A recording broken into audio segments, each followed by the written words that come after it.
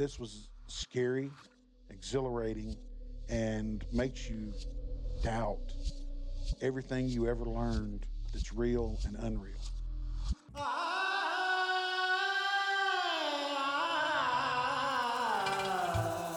Back in 2014, I began work on a 10-part documentary series on the subject of Bigfoot.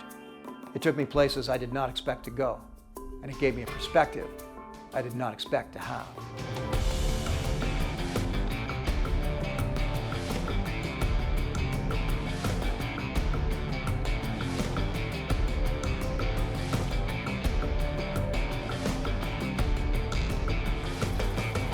Well, it's been 10 years, and a lot of questions still remain. Join me and help me to answer the litany of questions hanging over the phenomenon known as Bigfoot. Walking up, I could see that there was something there. As I got closer, it stood up. I know there's something there. I'm a lot more leery when I go out. I mean, really leery. And I seen this humongous arm reach right in. One of the dogs got killed, twisted, and torn in two. What the heck have I heard when I've been out in the wilderness on so many different occasions? When I want answers, I go after them. My new documentary film, The Question of Bigfoot, will attempt to answer all of the skeptics' burning questions. Why don't we see one on a trail cam? Where are the bones? Have they ever been hit by a car? Why haven't we captured one? Is there enough room out there in the wilderness for them to exist? Are they real or are they not?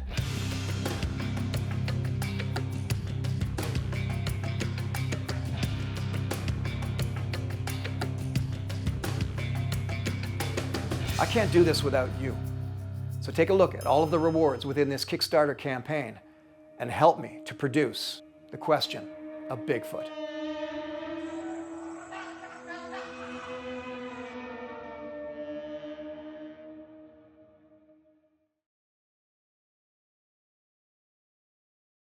Fifteen years old, 1986.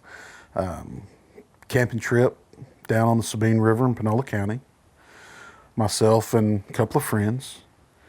We had been fishing all day. We had caught quite a mess, what we call a mess of catfish, which is, probably, 10, 15 catfish.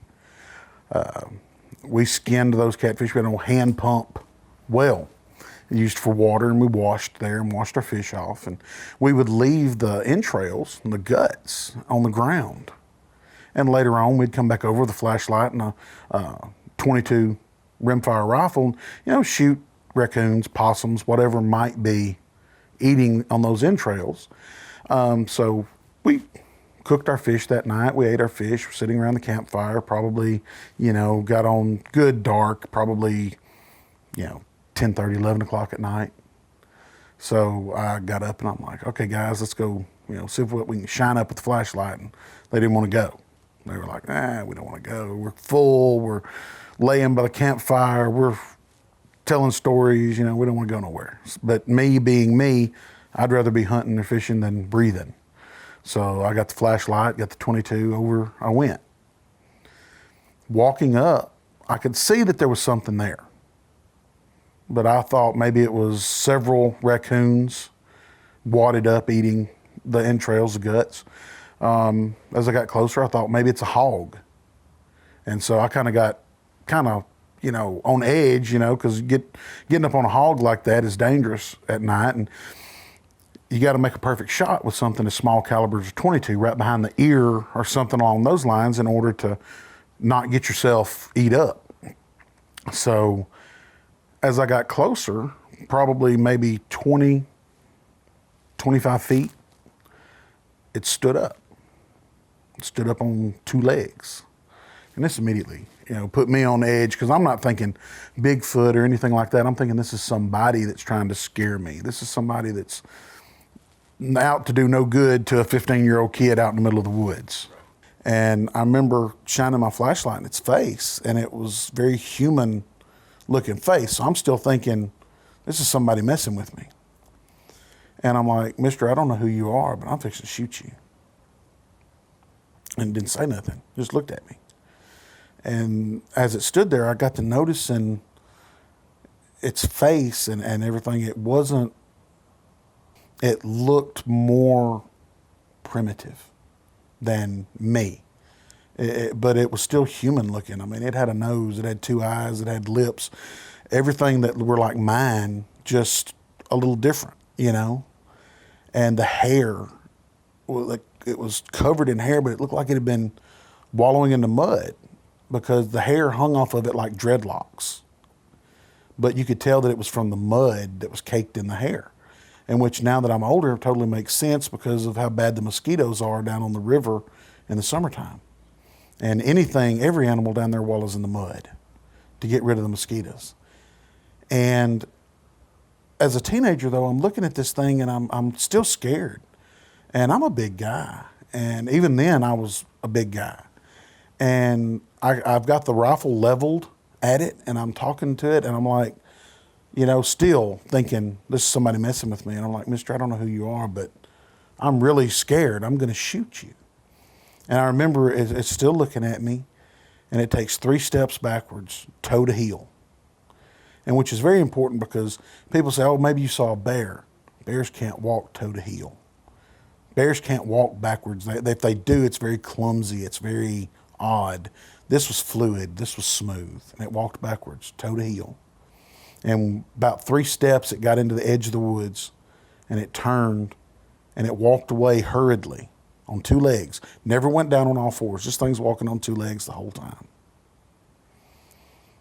And I walk back over and I tell my friends, you know, man, y'all ain't going to believe this. And tell them, and they're like, yes, Stuart, whatever. Tell us another one. And I didn't say anything else. I'm like, you know, I'm not going to get ridiculed for opening my mouth because, you know, teenager down there, everybody's going to be like, yeah, what were y'all drinking or whatever. So, you know, I just shut up about it. Many years later, it was about 10 years later, my father and I were fishing again, and we had caught a lot of fish, about 150 pounds of fish. And we put them in a live box and floated this live box out in the water, and the lid on this box is spring hinged and tied with a rope. The next day we came down to get our fish and to skin them, and the box was pulled totally up onto the shore. The knot was untied, the hinge was open, and something had sat right there, reached in, and had eaten probably 10 or 15 fish. Only eaten the soft, fleshy parts off the top of the back and thrown the heads and the fins down on the ground. It's cold weather. It's February. It's cold. Probably 40-degree weather. And the only tracks that were anywhere around the fish box looked like bare human footprints with, you know, no shoes, no nothing.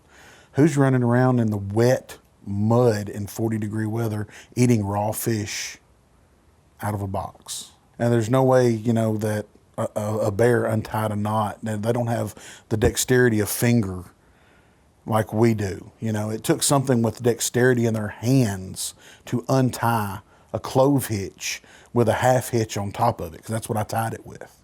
Not just some old granny knot. I mean, it had a real knot in it. And, you know, I did not see what did that. So I can't say that it wasn't a human being that did that. But if he did, you know, he's going to have some explaining to do while he's down in, you know, 40-degree weather, barefooted, eating raw fish out of my box. And, you know, years went by. And the thing about it is we're on the same piece of property. And I go down to look down a slough, down an old creek bed, for some mayhaw trees, which is a fruit-bearing tree that we make jams and jellies out of the fruit. And I'm walking down looking for the mayhaws, and I hear a loud crash in the bushes about 15 feet away. I walk over and I see this limb that's probably about, you know, 2.5 inches around and probably about 4 feet long. And this limb is laying there. There's no trees up above big enough for this limb to have fallen out of. And I'm like, where did this limb come from? And while my back is turned, I hear this loud thud behind me. And I wheel around. I have a rifle on my shoulder. I wheel around, and crouched down right behind me is this creature. And it's the same basic creature that I saw when I was 15 years old. Same face, same hair, same everything, but younger looking, very soft features. Don't know if it was male or female. I did not pay attention to that, and I didn't see anything that overtly made me go male or female, but it just, when I saw this, I was like, wow. My first thing, my hand went to my gun. And this creature's sitting there on the ground, squatted, hands flat on the ground, looking up at me. And when it's looking up at me, there's something in me said I wasn't in danger. And I let go of the gun and I went to grab my camera. And as I grabbed my camera, the lens cap banged against the metal part of the camera and it made noise. And at that point, the creature bolted and ran faster than anybody I've ever seen in my life, and covered a 20 to 30, maybe more yard opening there in the woods in just a few seconds before I could get a camera up and get a shot. But if it wanted to hurt me, it could have hurt me, but it didn't. I didn't feel like I was in any danger. It wasn't a threat. But it almost, when it looked at me with a smirk, and almost I could have had you if I wanted you, or a tag, you're it kind of look. It was almost like a teenager that got some kind of joy out of scaring somebody, and then it ran off. And that just solidified in my mind that there's no way that first encounter was somebody playing a joke.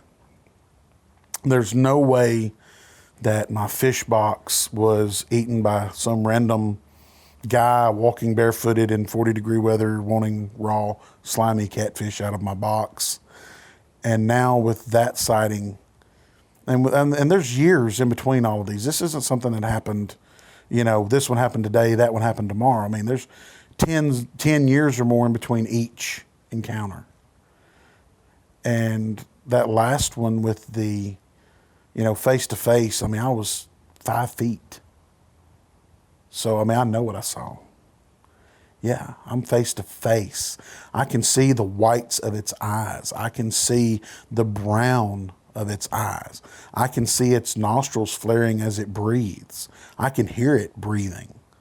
And it's got the same mud-covered, dreadlock-looking hanging hair, wallowing in the mud. Got to keep the deer flies and the mosquitoes and the ticks off somehow. And in East Texas, what are you going to do? You're going to wallow in the mud like any other animal is. And the smell was of, if anybody's ever been in East Texas, smell gumbo mud, which is a gray mud that has a really harsh, rotten leaf litter smell to it. Really a sulfur type, almost rotten smell to it. And that's kind of, like in Florida where they call it the skunk ape, it's kind of where they get that smell from. And this kind of had that smell also. And I'll just never forget that smell, that sight, and that feeling that I had. At first it was fear, and I'm not scared of anything. I mean, like I said, I'll fight a grizzly bear with a toothpick. I'm not scared. But this was scary, exhilarating, and makes you doubt everything you ever learned in your life that's real and unreal. In the mid-'60s, I was out fishing, gill netting, out on the other side of this island, and I heard something holler. And I thought, my dad was fishing, not too far away from me, so I thought he was out there hollering up into the woods, like 3 o'clock in the morning, because I know that a lot of the time some of the older people would do that to see what kind of a reply they'd get, And I went over, I picked up my net and I went over to my dad. He was fast asleep. And I asked him, if I was able to imitate that holler, that scream. And he told me that it's a buckwurst, he said, in our language. That's, like the Sasquatch, the ape, So, that was one of the things that I've heard over the time, but others, it's just hearsay, And also in the 60s, we had an American that stayed here for a few years, and that's what he was doing.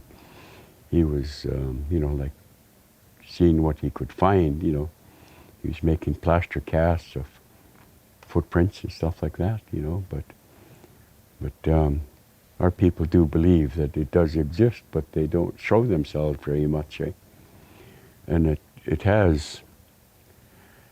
they have done it, that there was an old man that was down one of the bays down here digging clams.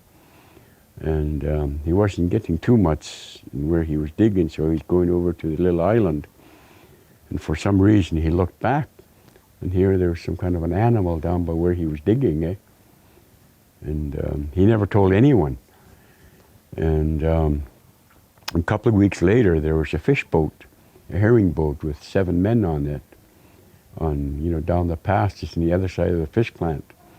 They spotted it down the beach. There were 7 of them that saw it, eh? And they started telling, the people in the community. That's when that old man spoke up and told about what he saw, so. Then there was another time out in Aristobel, one of the guys got lost up there for a few days, and he's pretty sure that's what had come near him, and the stench of that creature that he, people thought that he just imagined it, eh, because of the length of time he was in there. About 3 days, I think he was there. Yeah. I don't know if there's anything else, but there's been lots of people that that have come around who's interested in seeing what they could find. Even had a multimillionaire come from the States, and I guess he was the one that was financing this American that was here, that lived here for a few years. Eh? And just that some of the stories that people are digging clams, sometimes something is getting thrown at them, where there's rocks or, trying to chase them away. They never see it, but they just think that's what it was. They didn't like people taking their clams. You had a teacher here one time. He lived in Merritt. He was teaching in Merritt. And he was out hiking one day, and he's walking on this fallen tree, and he jumped off the end of it, and he landed on something. That thing got up and scrambled away, and I don't know whether he saw it or not, but the stench was there. And he said the next day, with a friend, he went back up to that same place, and he could still smell the stench. And, where it was laying down, it's all flattened out, the grass and so he was pretty sure that that's what that was a Sasquatch. And be talking to a few people, people from Bella Bella, and they're asking me, I wonder why they're showing themselves now, in all these years, they never did do that. But, you go to Bella Coola, Bella Bella, people are seeing, having sightings of, vague, but, I've never even seen it. But people are hearing, Yeah, one of the stories my mom told me one time when her and my dad first got married, they were up in our lake. They were going to go pick berries. And they rode from one end of the lake to the other end, which was a sandy beach. And they were going to go pick berries in there. And Dad got off the boat, and they were just going to go up towards the bush to pick berries. And he told my mom, get back in the skiff. And they came over in the little skiff. Get back in the skiff. Didn't tell her why. But he saw big footprints in the sand, That's why he left. And people that have gone up to the lake, you know, have heard things, you know, bushes and screaming and hollering, you know. You know, in my lifetime, I've seen people call him Bigfoot, they call him Squatch, they call him, you know, they call him the keeper of the forest, they call him the, you know, he comes out of the fog, he comes out of, you know, different things. And I did have a encounter with him, you know, 3 times in my lifetime. You know, I had the privilege of actually seeing him. I've seen a mother and a baby before, and I had a really close encounter when I was 7 years old, right here on this flat. I've lived on this area for 54 years. When I was a young boy, there's probably maybe 40 to 50 houses on this road now. But when I was a young boy, there was only 4 houses on this whole road at one time. And there was no paved roads, it was all dirt roads, they were all small. Did a lot of hiking when I was, you know, kids and stuff, but you know, as I say, I had a really close encounter when I was 7 years old. And my parents always talked about, you know, when you go out in the hills, you know, you may see things that, you know, it may scare you, or just be careful when you guys go out, because, you know, be prepared just, you know, of things out there. And I never didn't, you know, understand what she was talking about at the time. You know, we was just kids, you know. So, but anyway, we was home one night, and it was about this time of the year. I was a small boy. I was in my house with my parents and my rest of my family, my brother, you know, my brothers, and my sister. She was sent off to school back in Mexico. But one night I was going to the bathroom about 9 o'clock in the evening, and I went to the bathroom. We lived in a house that wasn't like cement fling, but it was like kind of stilts. So the house used to be right here actually at one time, and it was an older house, and it was like wood floors, and, you know, like, you know, tin roofs, and you know, we had barns, and we had cattle and chickens, and, you know, all kinds of stuff here on the flat here, and we had like orchards up to this way. And the night that I had an encounter, I had to go to the bathroom, and our bathroom was relatively small. And you know, there was a toilet seat here, our sink here, and a shower here. But our window was like, you know, it's probably 6 feet up off the floor. And the outside the house, the window was probably 7 feet up off the floor. And so I had to go to the bathroom, and I was walking and sat down in the bathroom. And when I sat down in the bathroom, I looked up into the window, and I seen this humongous arm reach right in. It almost touched me. And I fell to the floor, and I couldn't holler. I was paralyzed. And I laid there, and all of a sudden I like hollered for my dad. I was, Dad, Dad, Dad. And he come running into the bathroom, and he goes, what's going on, son? And he seen me laying there, so he kind of picked me up, and I go, that thing tried to grab me, Dad. That thing tried to grab me. He goes, what? The thing? I said, that thing in the window tried to grab me, Dad. And so he runs back into the other room, and he hollers at you know, my mom. He goes, Dicey, give me that gun. He goes, and the flashlight. And so my mother went and grabbed the stuff, the gun and the flashlight for him. And so our living room was here, our bathroom was here, and our kitchen was here. Then we had a walkway that came out right beside the bathroom. And there was kind of a stairs there, but it sunk down quite a ways, about 7 feet up off the ground. And so my father ran out to the back door. And as he ran out the back door, I'll walk to you and show you where he ran to. So at one time, this house was never here. And so, and there was an older, we had a big storage shed right back here at one time. And we kept all of our food and our fruits and all of our, you know, stuff that we canned that, you know, we lived on at the time. And so my father ran from right here, he ran out to back here. And he got to about right to, I'd say, about right here. And there used to be a trail that used to run right through here. And all the area down here was all like this at one time. There was no underbrush. It was all burnt out. You could see that right down to the creek line really good. And so my father got to here, and he said he stopped, and he said he looked at this thing, and it was standing about right at that flume right there, that flume line right there. But that was an old wooden flume line. It was all open where, you know, the irrigation used to go through there. And he said that thing turned and looked at him like that, and he cocked his gun. By the time he cocked his gun, he said the thing was already down by the creek, he said, and it was running.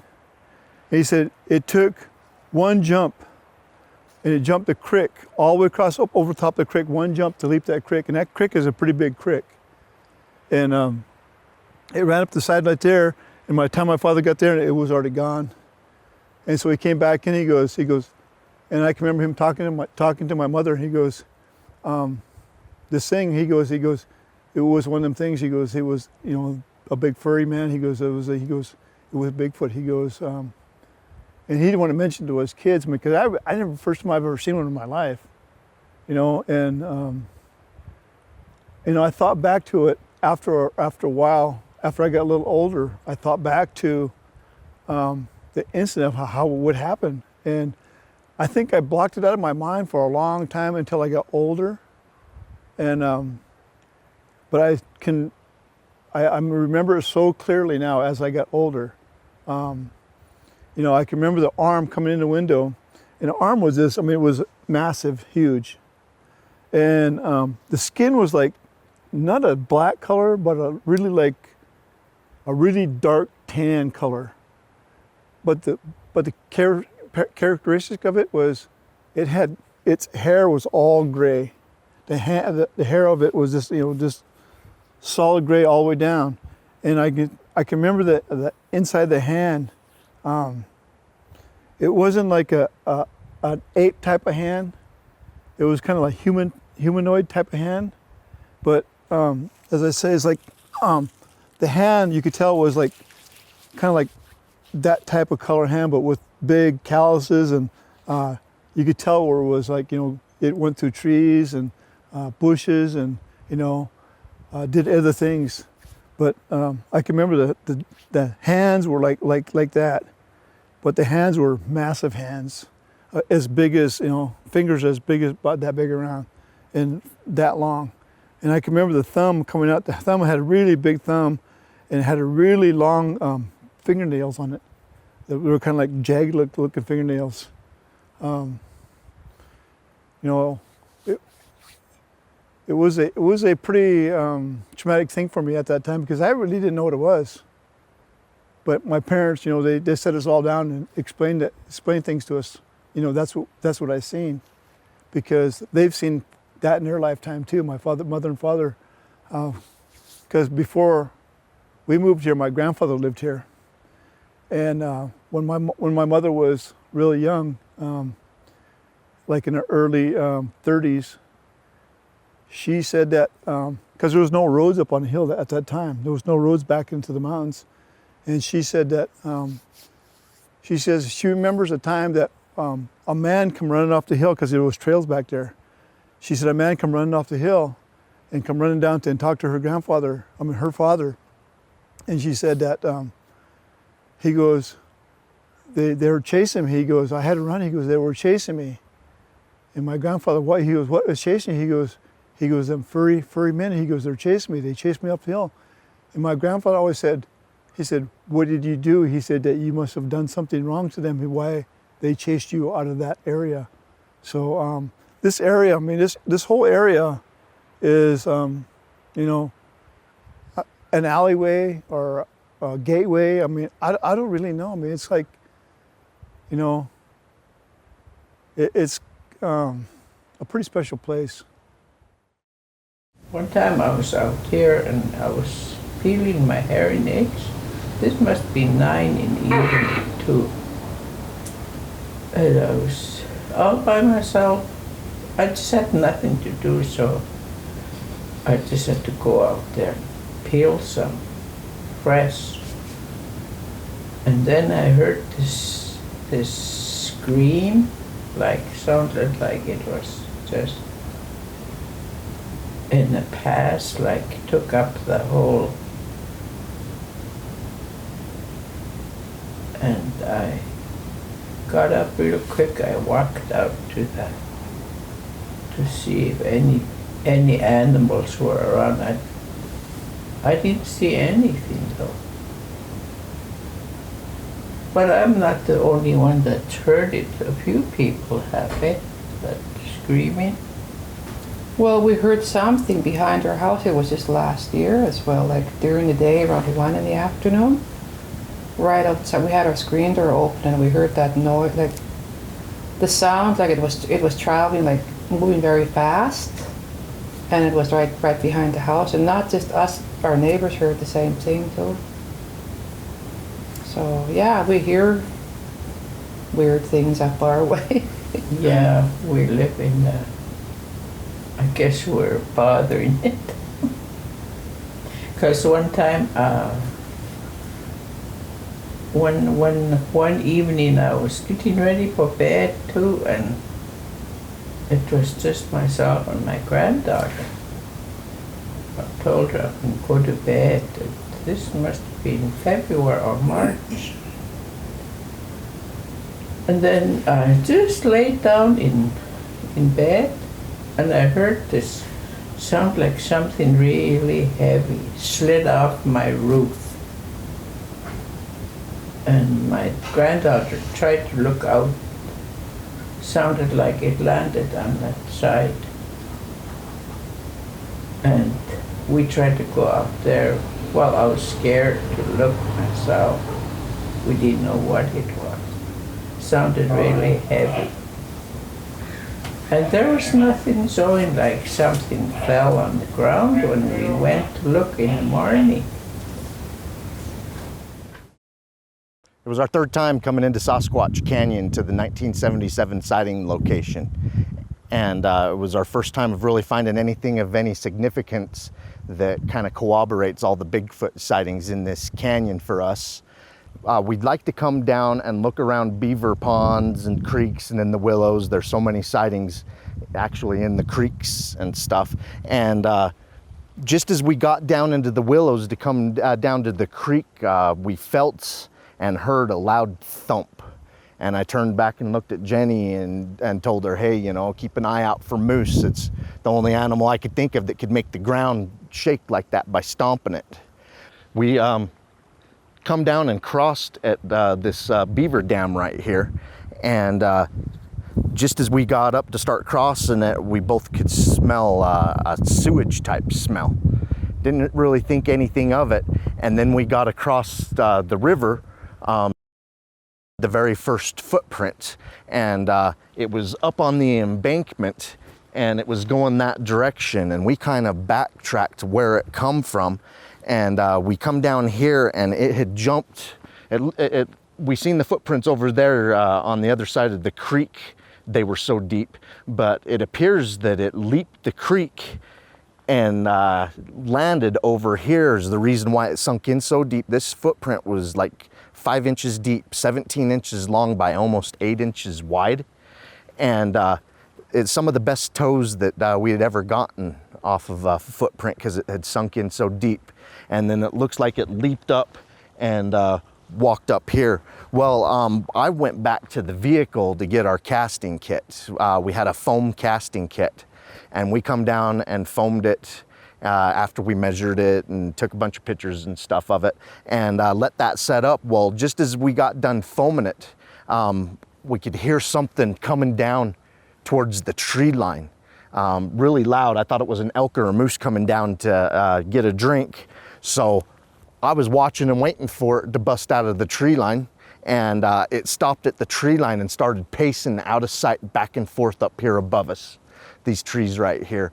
And it was snapping branches and stuff, and it kept it up for about 30, 40 minutes. And I've finally said, hey, I'm gonna go up and see what it is. So we hiked up there, and just as we got close to the tree line, we could hear it retreat. It started to try to be quiet, retreated it away, and hid back in the draw. So we didn't see what it was, but we saw its destruction, its snap-offs and stuff. After about 20 minutes of looking, we decided to come down and see if the cast was ready to pull up. Come down, it was still kind of tacky, so we needed to wait, and the sun was starting to come down, and it rushed the tree line again and kept it up for about the next 40 minutes until we finally just dug the cast up. It was after dark and my girlfriend was getting scared. We didn't have a firearm or anything, so after the sun went down, we decided to leave, and it kept it up the whole time we left. Never did get to see what the animal is, but we thought maybe perhaps it might have been what left that footprint. My grandfather always used to share with me, just I guess as a warning, or to have me ready in case I ever met up with the old Sasquatch or anything else like it. He said that his father and grandfather experienced this, why he knew about it. And my grandfather's name was Louis Hall. And the story he shared with me was if I walked into the Sasquatch, that I was to look for a branch big enough for me to swing in a big circle. Do it as many times as I could before I throw it into the air. And after I throw it into the air, to make sure and watch it as it goes up into the air, and watch it when it comes down and lands. And after I do this, I walk away from the branch, and this Sasquatch will do the same thing, but he's so powerful that the branch will go so high it will take forever to come back down again. That's my chance to get away. So this is why my grandfather shared this with me. And sometimes when we're out digging, we hear things in the bush. And one time I was out with my Uncle Simon Mason and Roy Robinson and Lawrence Hopkins. We were out and we were digging clams, and we had a light on top of a pail, so the light would cast further. And we're all in a circle digging clams, and sort of like four corners. And I was right here, and my uncle was there, and Roy Robinson and Lawrence Hopkins. And we were lucky we didn't have the skiff pulled very high. We had it close to the water because the tide was going down. And probably about halfway through our digging, like our pails were almost full and our sacks were almost full, and just boom, out of nowhere, this big rock right in the middle of us where we're digging. It just missed the gas light and splashed every one of us. And we didn't wait. We took off like scared rabbits. And we didn't even, like how heavy the boat was, we didn't even feel nothing. Like, it wasn't heavy to us. It was boom. We were gone. One time even my grandfather, like I can't remember, he was doing something, but he left the area for a bit and then came back. I think he went to check on the skiff to see if it was okay. And then when he came back, like, and this big thing was sitting there and sucking the clams out. So he didn't bother, he just left it and waited till it was finished. Then he went to get what was left, and the thing finally took off and left. And so these are actual stories from people that I'm sharing with you. And do you remember the first time you even became aware of the whole Bigfoot thing?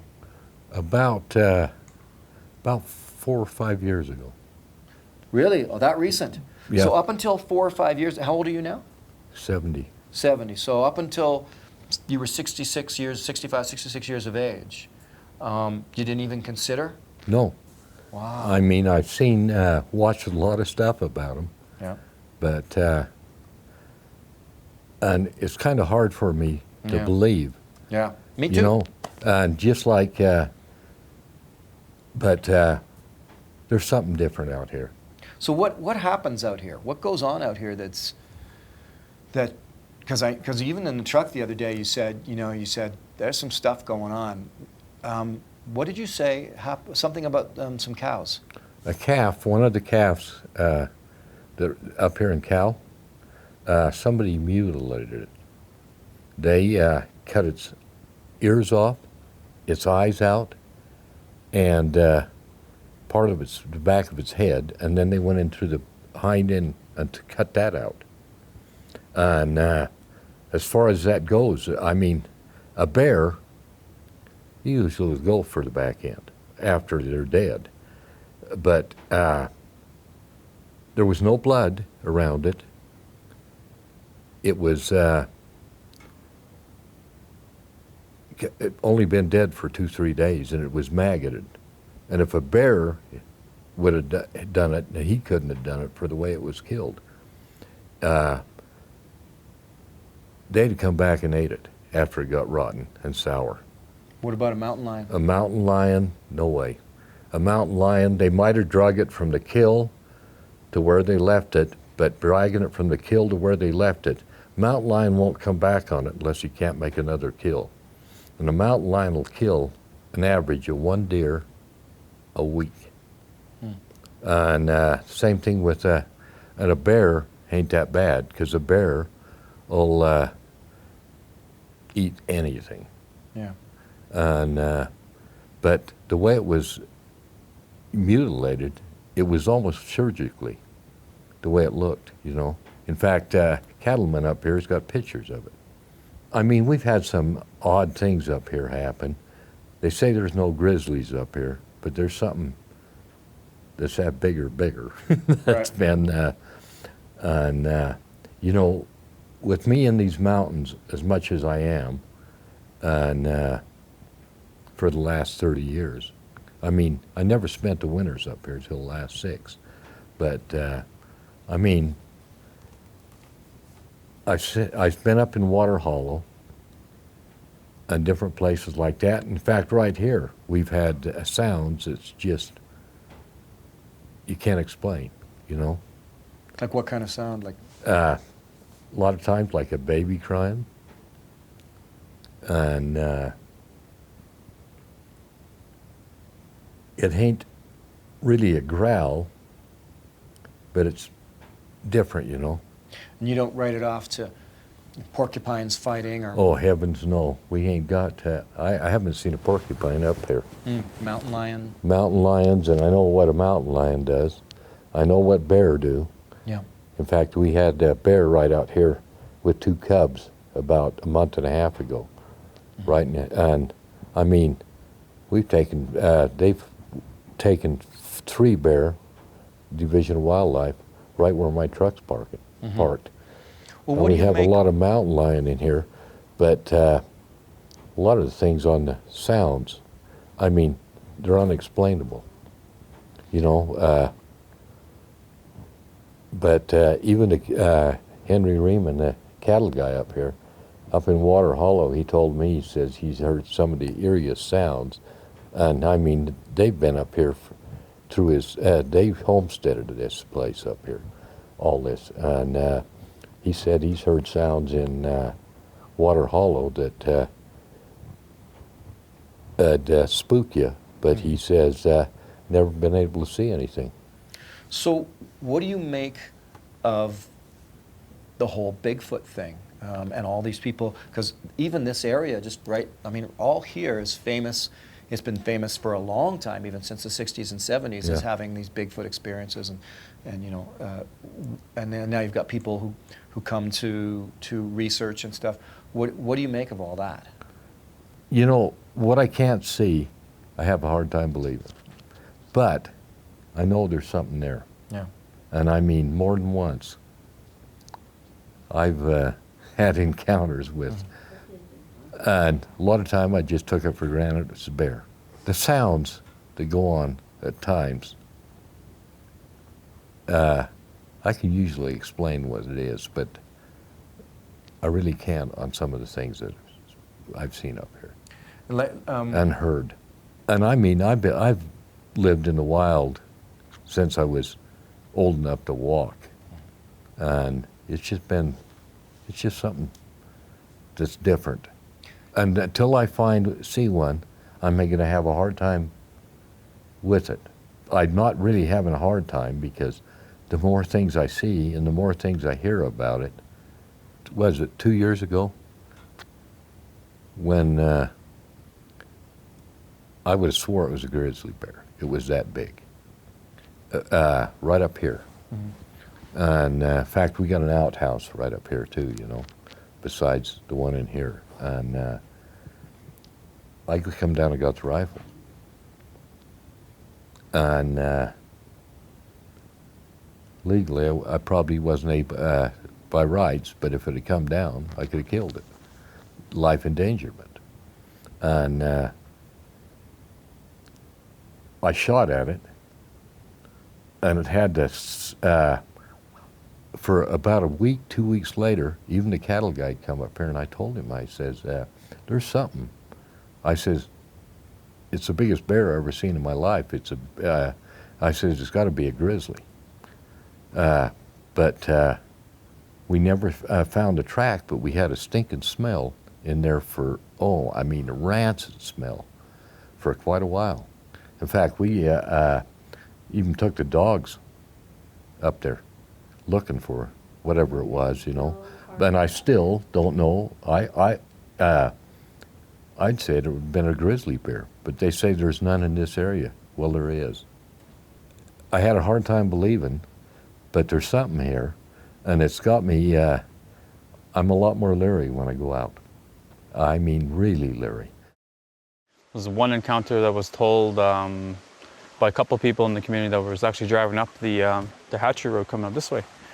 And the way he told it to me was that as you drove up and he suddenly stopped, and the guy that was driving, him and his girlfriend, the guy was looking up and he seen there was something standing on the road, but it was kind of standing like you know when you're about to run or ready to go.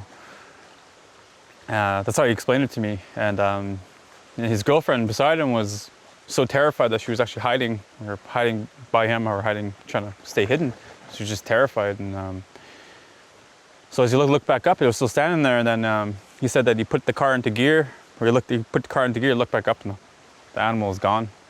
Maybe a bit after that, the first one I was telling you about, there's actually a group of people that are up here hearing this odd crack, or they hear something moving its way through the forest or through the bushes. And at some point, while there's some vehicles up here, there's some people up here, they're all listening, you can actually hear like a tree knock. I wasn't here, but from kind of more secondhand information from listening to all those people that were up here listening to the tree knock up into the forest. And so that was more so you got social media and people are posting all these posts on Facebook, and yeah, we heard tree knocks where we heard something walking through the bush. So I've had a lot of different experiences with Sasquatch, and I guess when I was younger I didn't believe in it. I thought, just like everyone else, it's someone would have found evidence by now,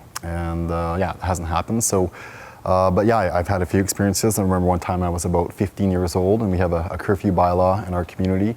I was walking over, it was nighttime, and it was about 11 o'clock at night, and I was walking with another guy from here. And as we were walking over, we saw something in front of us, and we thought it was the night watchman. So we slowed down and we watched this, this thing crawl over the railing of the boardwalk,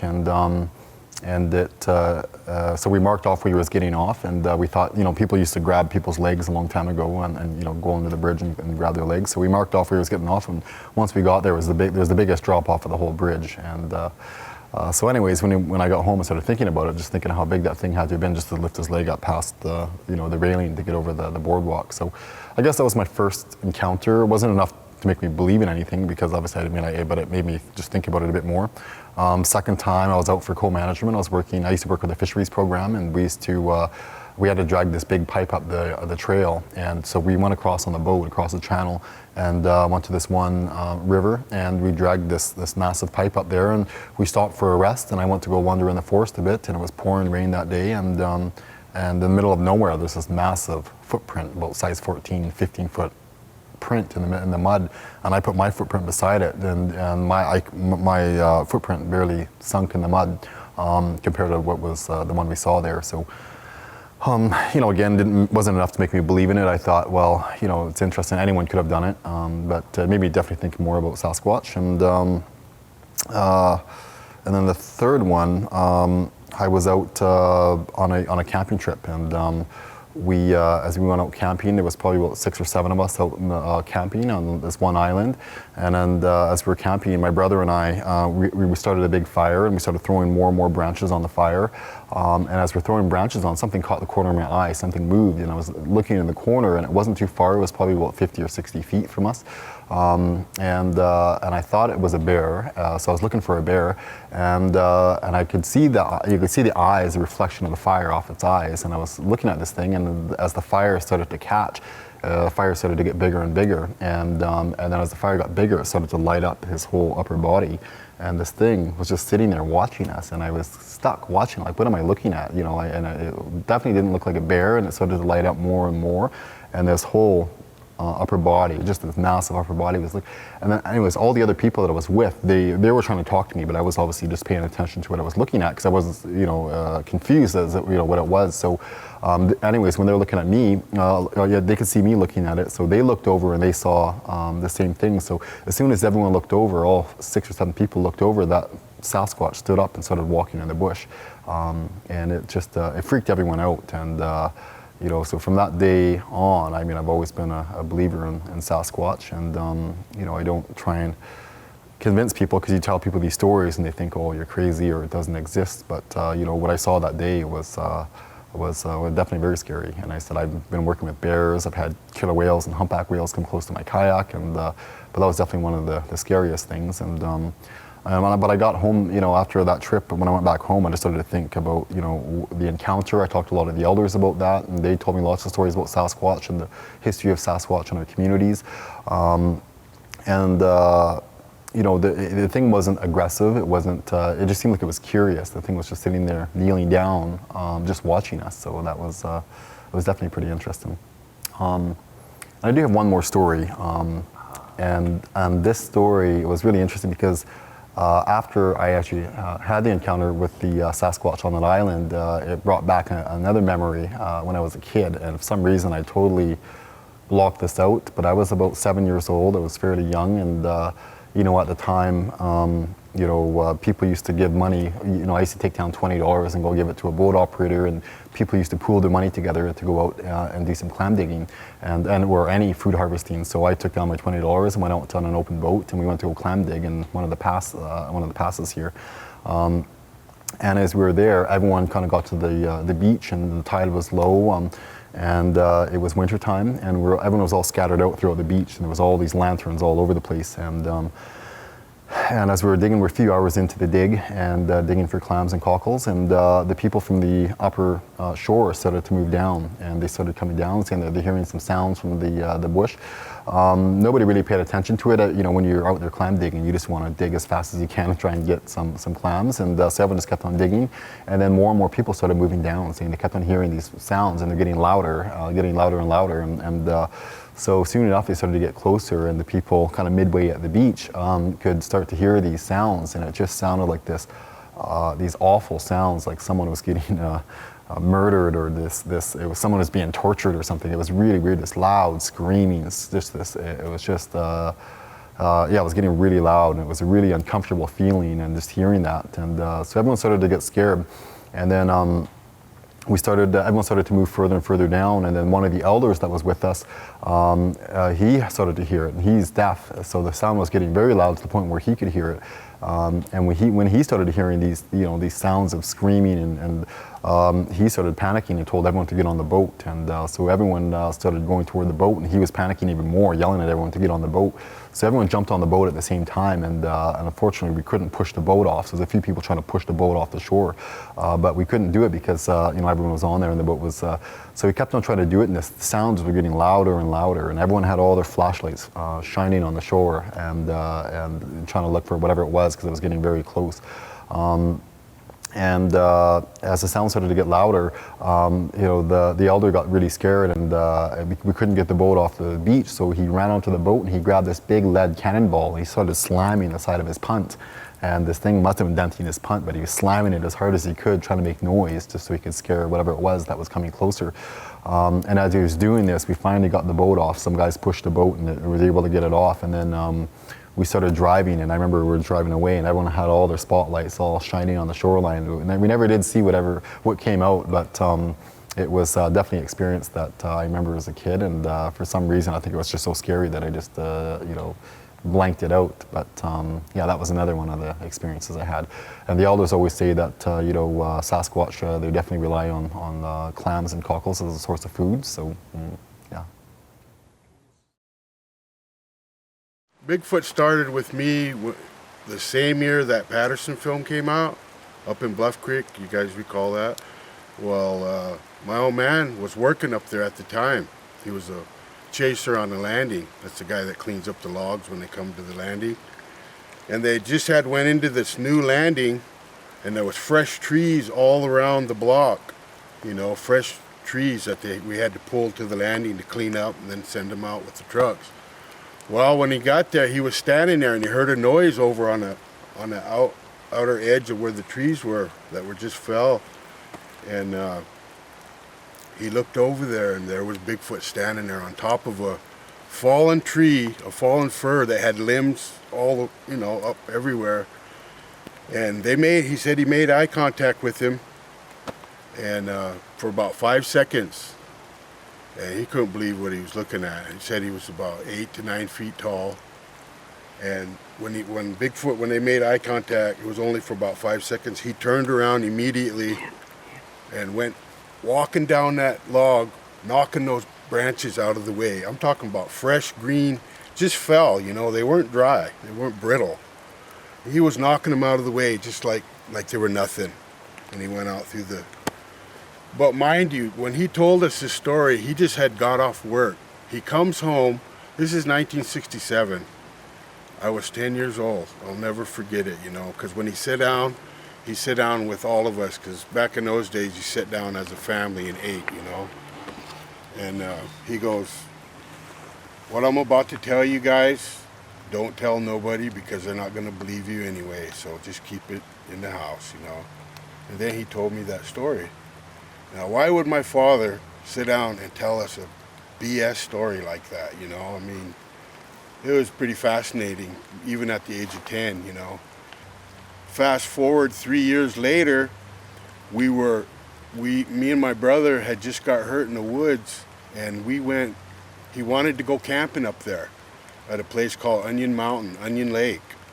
We ended up camping out there for 35 days. It was one of the greatest times of my life, man. This is 1970. And we were all laying there that night, getting ready to go to bed. Just got dark, and we heard, all of us kids were in different tents, There was probably about 12 of us up there. We were laying there, and we heard the wickedest sound. I mean, I can't even begin to describe how wicked it was. I mean, it was just a loud, wicked, powerful sound.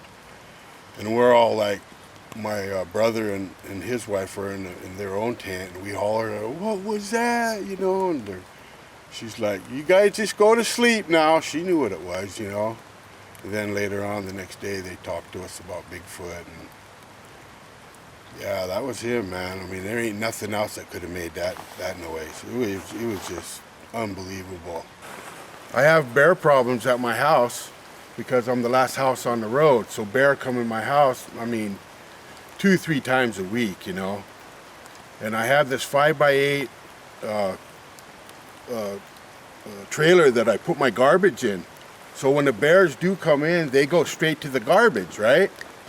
And I'm always, I'll shoot over their head and scare them away. I don't like shooting them, and just scare them away. And my dogs always let me know they're there. They'll bark and I'll look out there. And, well, this time it was about midnight. My dogs were barking like heck. I had 3 dogs at the time.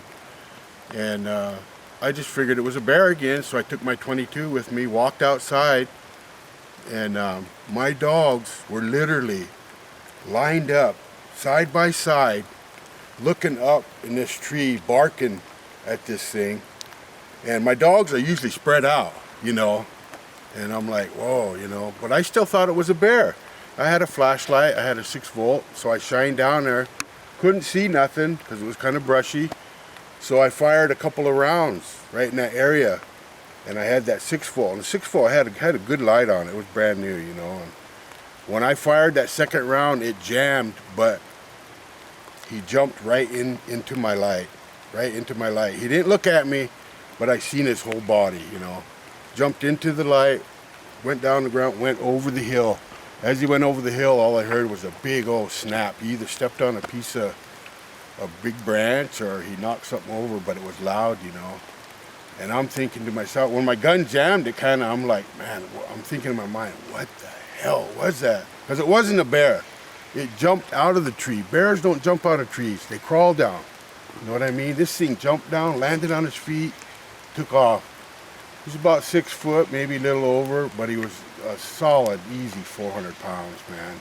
He was just ripped, just wasn't I remember when he went through the ladder, I remember seeing his leg just look muscly, and it was a kind of a reddish brownish color, kind of like a orangutan color, kind of that, how orangutans have that, kind of like that.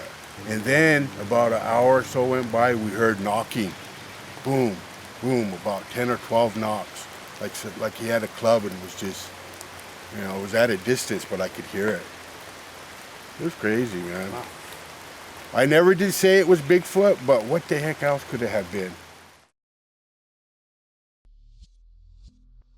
This was scary, exhilarating, and makes you doubt everything you ever learned that's real and unreal.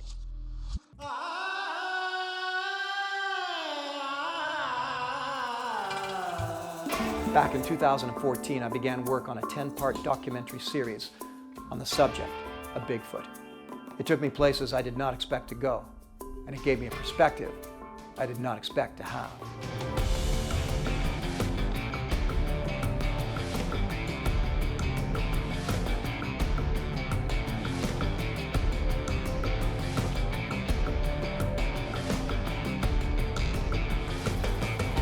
Well, it's been 10 years, and a lot of questions still remain. Join me and help me to answer the litany of questions hanging over the phenomenon known as Bigfoot. Walking up, I could see that there was something there. As I got closer, it stood up. I know there's something there. I'm a lot more leery when I go out. I mean, really leery. And I seen this humongous arm reach right in. One of the dogs got killed, twisted, and torn in two. What the heck have I heard when I've been out in the wilderness on so many different occasions? When I want answers, I go after them. My new documentary film, The Question of Bigfoot, will attempt to answer all of the skeptics' burning questions. Why don't we see one on a trail cam? Where are the bones? Have they ever been hit by a car? Why haven't we captured one? Is there enough room out there in the wilderness for them to exist? Are they real or are they not?